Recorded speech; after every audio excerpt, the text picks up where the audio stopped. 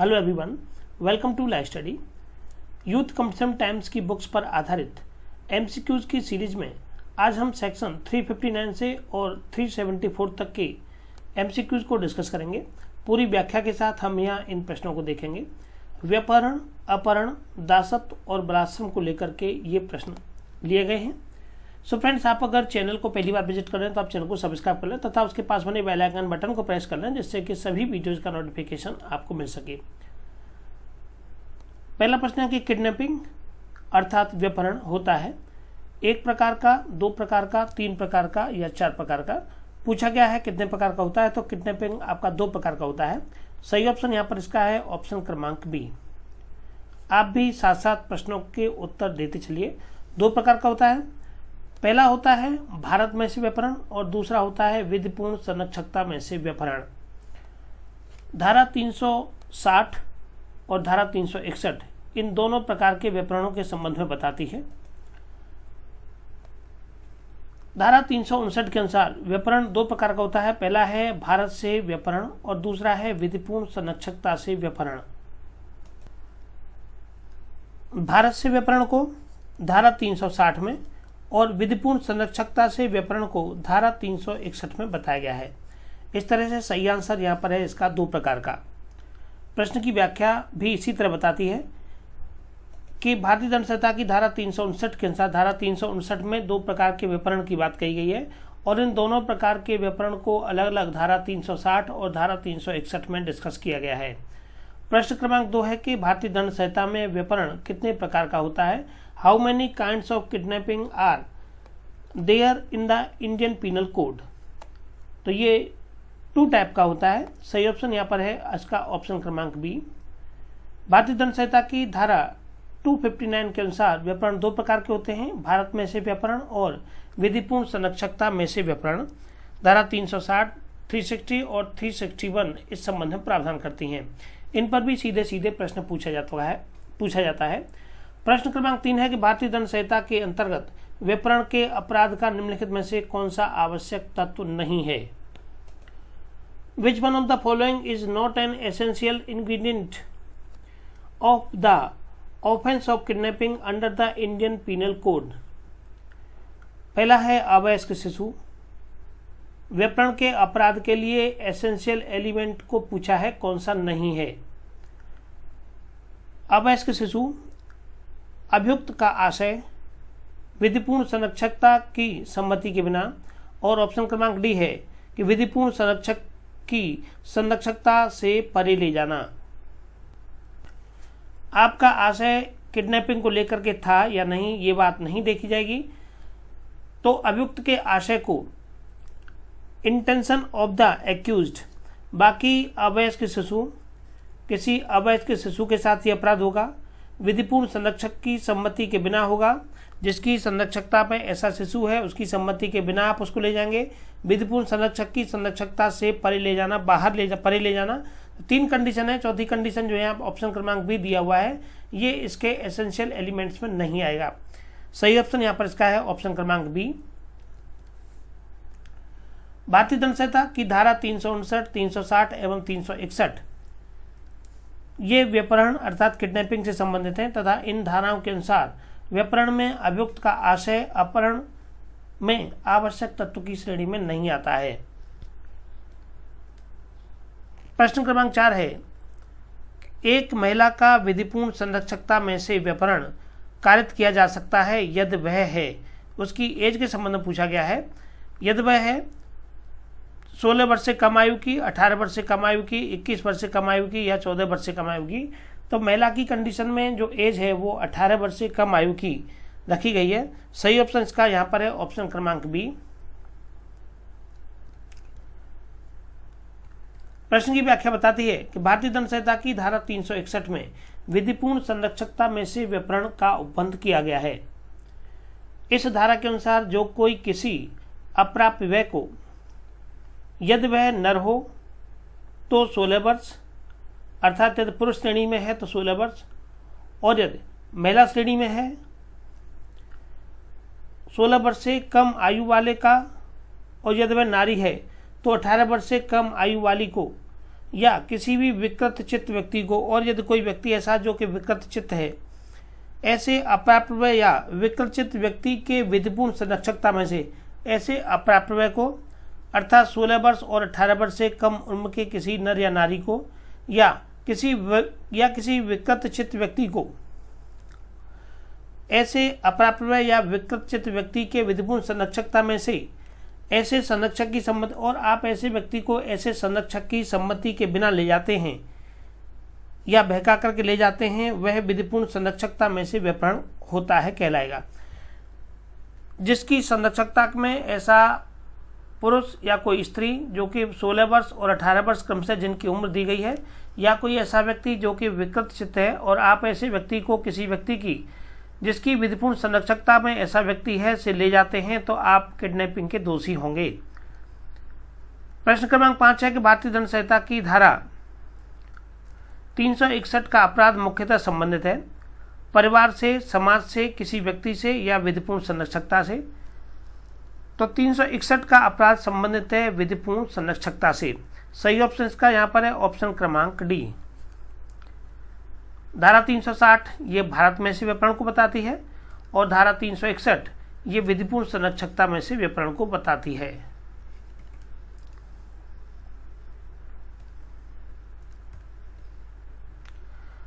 भारतीय दंड संहिता 1860 की धारा 361 ये विधिपूर्ण संरक्षकता में से व्यपहरण के बारे में प्रावधान करती है, जो कि मुख्यतः विधिपूर्ण संरक्षक के विरुद्ध किया गया अपराध होता है। अर्थात जिसकी संरक्षकता में से आपने किसी नर या नारी का किडनैपिंग किया है, तो ये सीधे सीधे जो अपराध बनेगा, ये सीधे विधिपूर्ण संरक्षक के विरुद्ध ये अपराध बनेगा।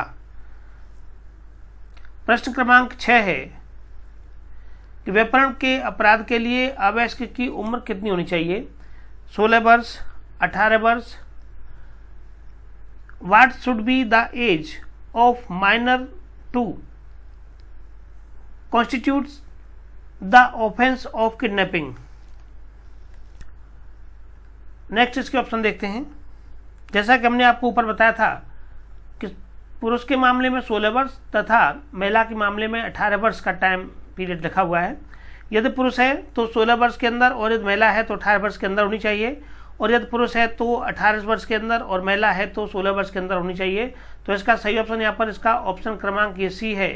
यदि पुरुष है तो 16 वर्ष और यदि महिला है तो 18 वर्ष का टाइम पीरियड दिया गया है।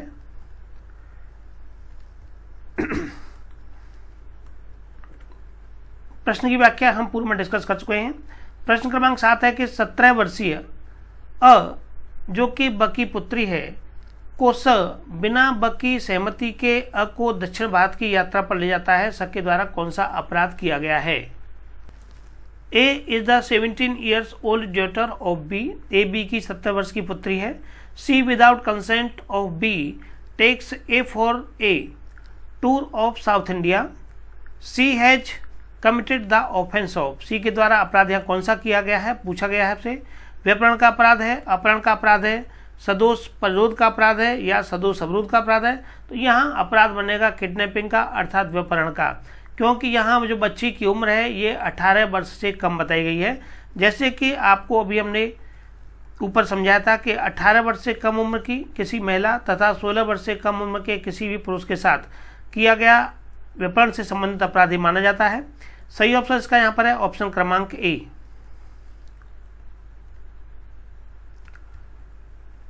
भारतीय दंड संहिता की धारा 361 के प्रभाव में सव्यपहरण के अपराध का दोषी है। धारा 361 के अनुसार जो कोई किसी अप्राप्य का यदि वह नर है तो 16 वर्ष से कम आयु वाले, या यदि वह नारी है तो 18 वर्ष से कम आयु वाली किसी स्त्री को, 18 वर्ष से कम आयु वाली को या किसी विकृत व्यक्ति को, ऐसे अप्राप्य या विकृत व्यक्ति को विधिपूर्ण संरक्षकता से में से ऐसे संरक्षक की सम्मति के बिना ले जाता है या बहका कर ले जाता है, तो वह ऐसे अप्राप्य या ऐसे व्यक्ति जो कि विधिपूर्ण संरक्षकता में है से व्यपहरण करता है, ये कहा जाता है। प्रश्न क्रमांक 8 है कि विधिपूर्ण संरक्षकता से व्यपहरण के अपराध के लिए किसी बालिका की उम्र कितनी होनी चाहिए? For the offence of kidnapping from lawful guardianship the age of a girl must be तो किसी बालिका के लिए जो एज है वो 18 वर्ष से कम उम्र बताई गई है। सही ऑप्शन यहाँ पर इसका है ऑप्शन क्रमांक बी। परिभाषा इस प्रकार दी गई है कि किसी अवयस्क या विकृत व्यक्ति का ले जाना, बहका कर ले जाना तथा ऐसे अवयस्क व्यक्ति यदि वह पुरुष है तो 16 वर्ष से कम और यदि नारी है तो 18 वर्ष से कम उम्र का हो। ले जाने अथवा बहका कर ले जाने का कार्य ऐसे अवयस्क या विकृत व्यक्ति के विधिपूर्ण संरक्षकता में से ले लिया जाता है। ले जाना अथवा बहका करके ले जाना संरक्षक की सहमति के बिना हुआ हो। इतने इसके ये एलिमेंट हैं कि इतने कार्य इनमें से होने चाहिए।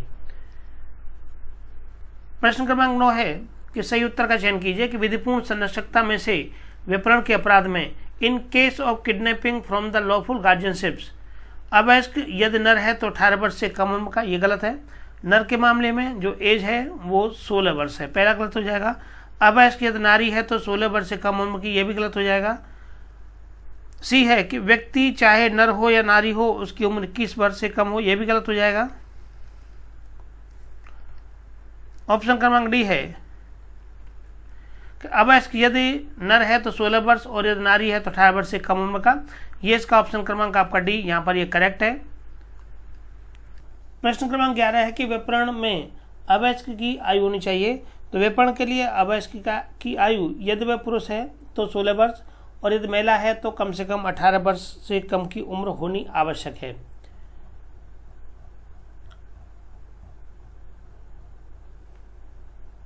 प्रश्न क्रमांक 12 है कि भारतीय दंड संहिता की धारा 361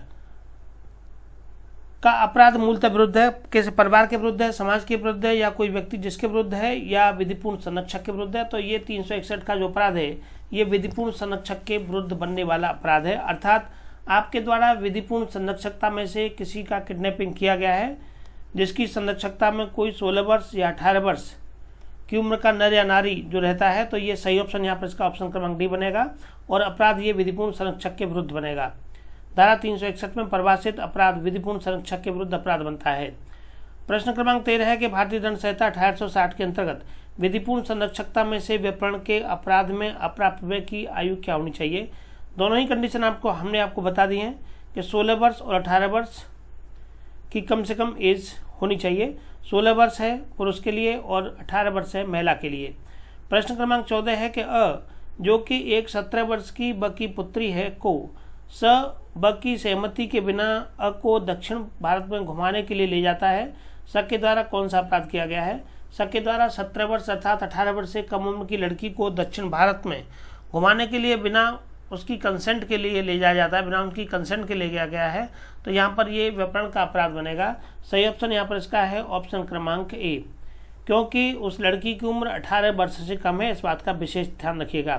प्रश्न क्रमांक 15 है कि विधिपूर्ण संरक्षकता से विपरण के अपराध के लिए किसी बालिका की उम्र 18 वर्ष से कम होनी चाहिए। सही ऑप्शन इसका है ऑप्शन क्रमांक ए।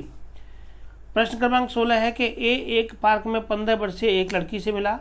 वह लड़की उसको बताती है कि वह 16 वर्ष की है और उसके पिता उसके साथ बुरा बर्ताव करते हैं, उसे यहाँ से कहीं अन्यत्र ले जाया जाए तो उसे खुशी होगी।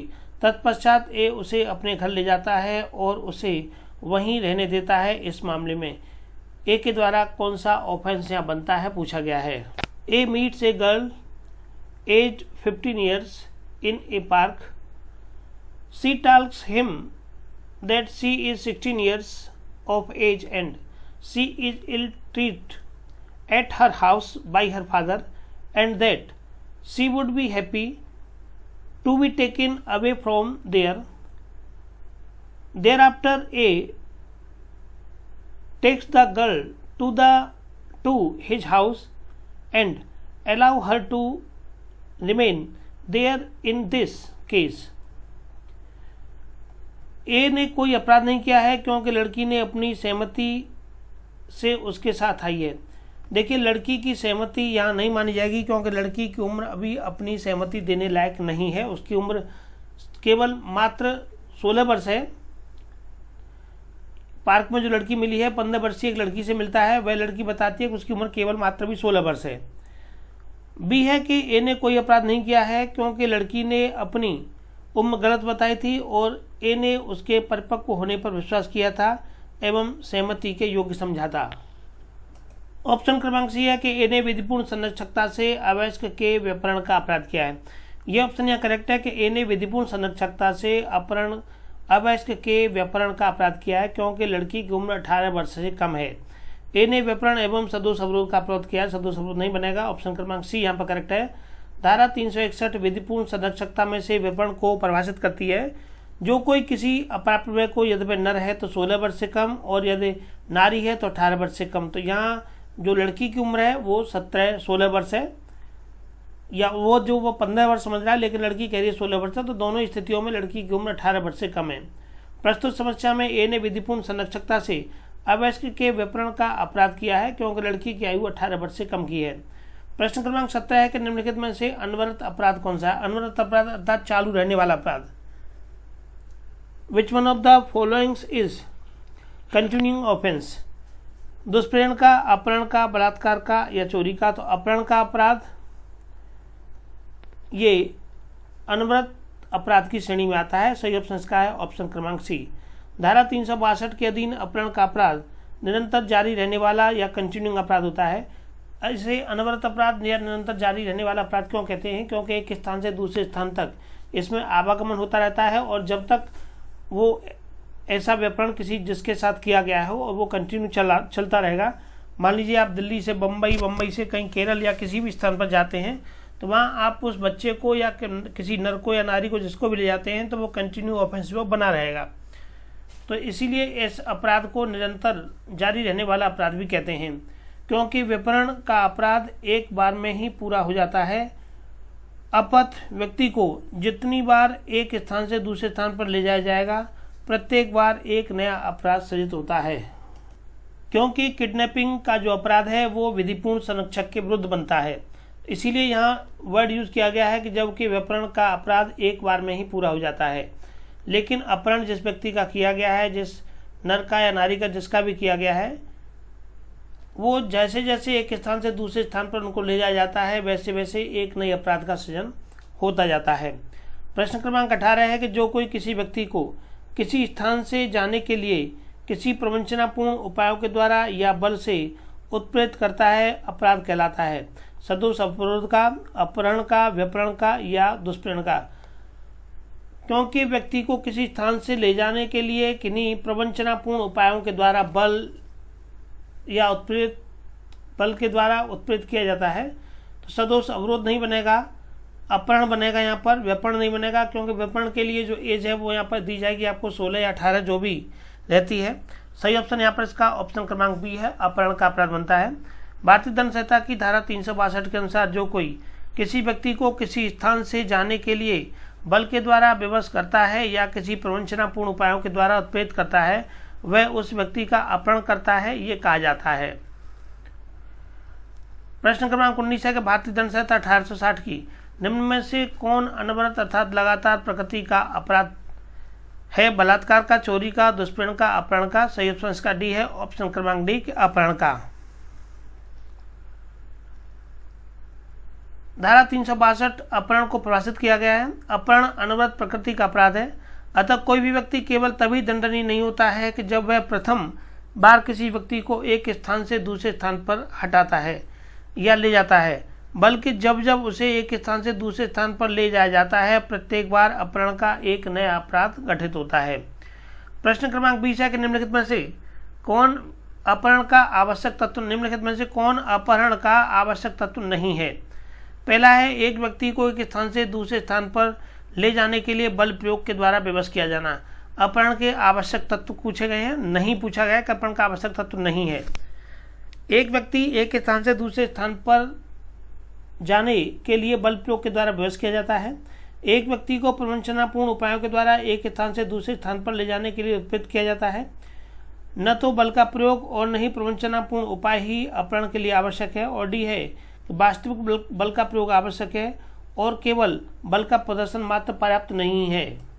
तो इसका सही आंसर है ऑप्शन क्रमांक यहाँ पर सी, क्योंकि जो इसकी परिभाषा दी हुई है उस परिभाषा में ये बात स्पष्ट रूप से लिखी हुई है कि बल का प्रयोग होना चाहिए, प्रवंचनापूर्ण उपायों के द्वारा होना चाहिए। तो यहाँ न तो बल का प्रयोग है और न ही प्रवंचनापूर्ण उपाय ही किए जा रहे हैं जो कि अपहरण के लिए आवश्यक तत्वों में आते हैं। तो सही ऑप्शन यहाँ पर इसका है ऑप्शन क्रमांक सी।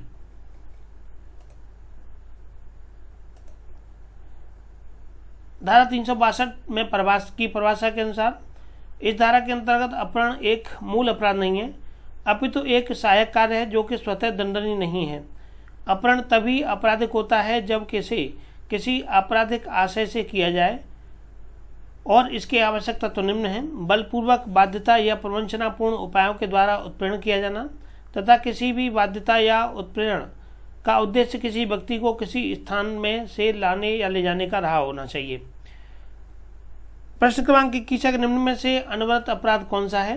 तो अनवरत अपराध है यहाँ पर अपहरण का। सही ऑप्शन इसका है ऑप्शन क्रमांक ए।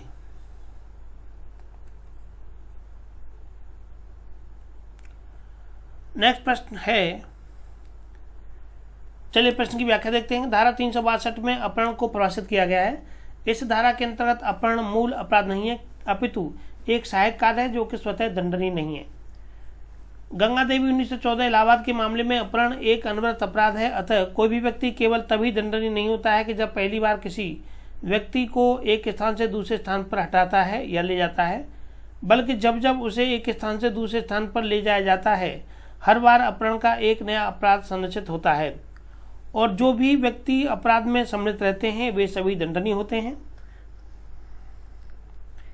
प्रश्न क्रमांक 22 है कि भारतीय दंड संहिता की धारा 362 में अपहरण का अपराध किसके साथ किया जा सकता है? 18 वर्ष से कम आयु की लड़की के साथ, 16 वर्ष से कम आयु के लड़के के साथ, विकलचित व्यक्ति के साथ, या इनमें से कोई भी सही नहीं है। तो यहाँ सही ऑप्शन इसका डी है कि इनमें से कोई भी सही नहीं है, क्योंकि 18 वर्ष से कम आयु की लड़की, 16 वर्ष से कम आयु का लड़का या कोई विकलचित व्यक्ति ये किडनैपिंग की श्रेणी में आते हैं, ना कि अपहरण की श्रेणी में आते हैं।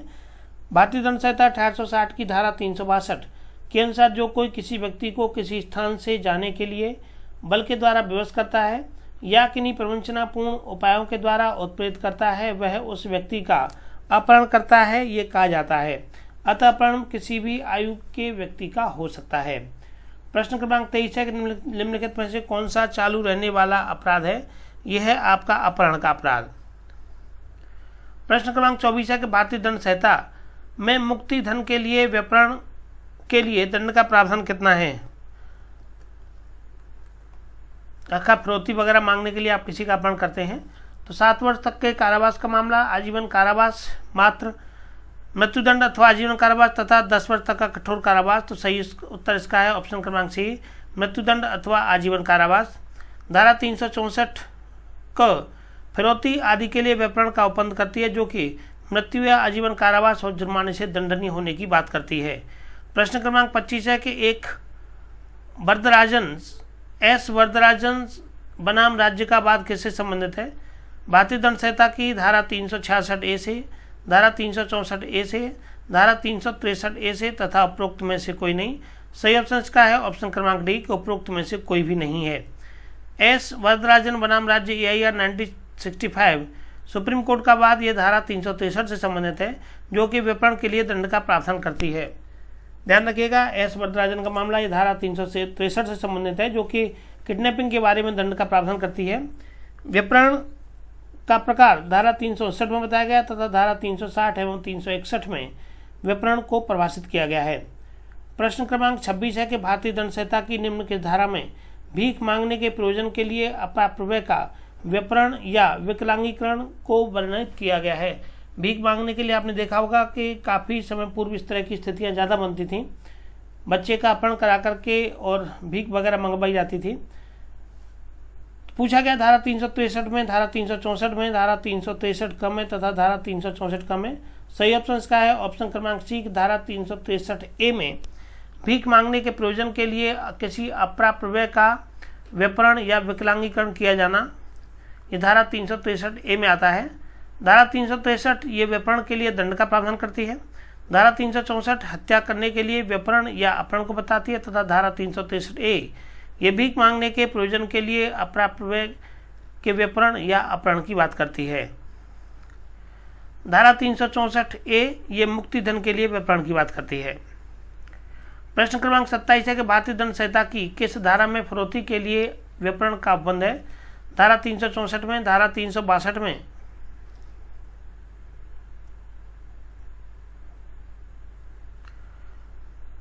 धारा 363 ए में या धारा 364 ए में। तो सही ऑप्शन इसका है ऑप्शन क्रमांक डी, धारा 364A में, धारा 364 हत्या करने के लिए व्यपरण के अपहरण का, धारा 362 अपहरण को तथा धारा 363A भीख मांगने के प्रयोजन के लिए किसी अप्राप्य व्यय का व्यपहरण या अपहरण तथा धारा 364A यह मुक्ति धन के लिए अपहरण की बात करती है।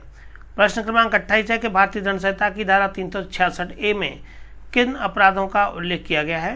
व्यपहरण का, भीख मांगने के लिए व्यपहरण का, अप्राप्य व्यय, लड़की का उपापन या जम्मू कश्मीर राज्य से लड़की का उपाप्त किया जाना। सही ऑप्शन का सी है, ऑप्शन क्रमांक सी, भीख मांगने के लिए व्यपहरण किया जाना।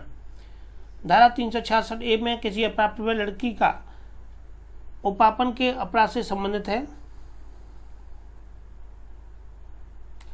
जो इस प्रकार का है कि जो कोई 18 वर्ष से कम आयु की किसी अप्राप्य लड़की को अन्य व्यक्ति से अयुक्त संभोग करने के लिए विवश या विलुप्त करने के आशय से या तद्वारा विवश या विलुप्त किया जाएगा, वह संभाव्य जानते हुए ऐसी लड़की को किसी स्थान में ले जाने का या कोई कार्य करने को किसी भी साधन के द्वारा उत्प्रेरित करेगा, वह कारावास से जिसकी अवधि 10 वर्ष तक की हो सकेगी दंडित किया जाएगा और जुर्माने से भी दंडनीय होगा।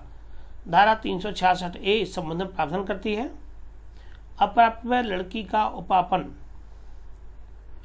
धारा 366A पूछा गया है कि भारतीय दंड संहिता की धारा 366A में किस अपराध का उल्लेख किया गया है? तो ये अपराध का उल्लेख किया गया है अप्राप्य लड़की के उपापन का।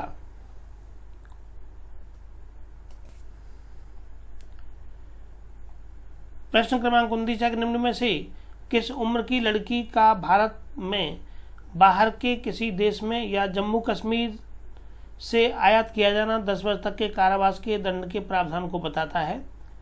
यह है आपका 21 वर्ष। धारा 366 भी इस संबंध में प्रावधान करती है, जो कहती है कि जो कोई 21 वर्ष से कम आयु की किसी लड़की को भारत के बाहर के किसी देश या जम्मू कश्मीर राज्य से आयात उसे किसी अन्य व्यक्ति से आयुक्त संभोग करने के लिए विवश या विक्षुब्ध की जाएगी, वह संभाव्य जानते हुए करेगा, वह कारावास से जिसकी अवधि 10 वर्ष तक की हो सकेगी दंडित किया जाएगा और जुर्माने से भी दंडनीय होगा। नेक्स्ट प्रश्न देखते हैं। प्रश्न क्रमांक 30 है, जो कोई किसी शिशु का इस आशय से व्यपहरण या अपहरण करेगा कि ऐसे शिशु के शरीर पर कोई भी जंगम संपत्ति बेईमानी से ले ले, वह भारतीय दंड संहिता की धारा 369 के अंतर्गत दंडित किया जाएगा अगर शिशु की आयु 10 वर्ष, 12 वर्ष, 15 वर्ष या 14 वर्ष से कम है। सही ऑप्शन का है ऑप्शन क्रमांक 1, यदि शिशु की आयु 10 वर्ष से कम है तब ये स्थिति बनेगी। धारा 369 ये बताती है कि जो कोई 10 वर्ष से कम आयु के शिशु के शरीर पर से चोरी करने के आशय से उसका व्यपहरण या अपहरण करता है, वह दोनों में से किसी भी भांति के कारावास से जिसकी अवधि 7 वर्ष तक की हो सकेगी दंडित किया जाएगा और जुर्माने से भी दंडनीय होगा। प्रश्न क्रमांक 31 है कि जो कोई किसी शिशु का व्यपहरण या अपहरण उसके शरीर पर से कोई चल संपत्ति बेईमानी पूर्ण आशय से लेने के लिए करता है, वह धारा 369 भारतीय दंड संहिता के अंतर्गत दंडनीय है यदि शिशु की आयु 10 साल से कम है। सही ऑप्शन इसका है ऑप्शन क्रमांक 1।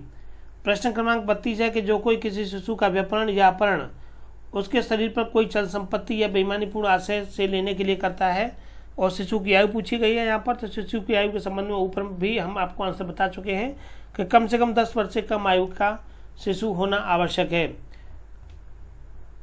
प्रश्न क्रमांक 33 है कि व्यक्तियों के दुर्व्यापार के अपराध का दंड किसमें दिया गया है? धारा 366A में, धारा 368 में, धारा 364 में, 364A या धारा 370 में। सही ऑप्शन का है ऑप्शन क्रमांक डी, धारा 370 में। भारतीय दंड संहिता की धारा 370 व्यक्तियों के दुर्व्यापार को परिभाषित तथा दंड की व्यवस्था करती है। धारा 370 में को दंड विधि संशोधन 2013 के द्वारा प्रतिस्थापित किया गया था। सो फ्रेंड्स, आज के वीडियो में इतना ही। इससे आगे के वीडियो में हम धारा 375 से और धारा 377 पर आधारित MCQs को डिस्कस करेंगे। सो प्लीज़ आप वीडियो को अधिक से अधिक शेयर करें जिससे कि ज़्यादा से ज़्यादा परीक्षार्थी इन वीडियो से लाभ उठा सकें। So thank you for watching this video.